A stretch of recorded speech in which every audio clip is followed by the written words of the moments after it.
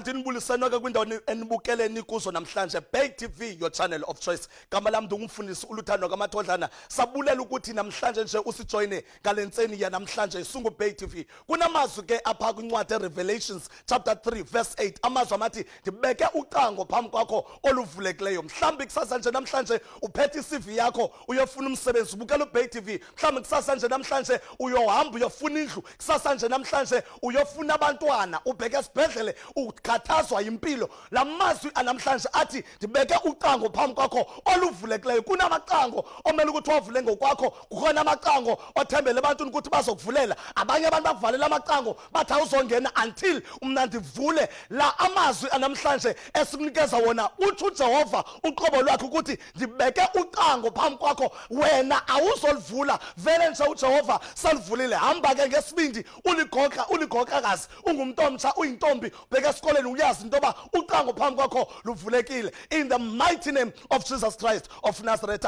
you are blessed.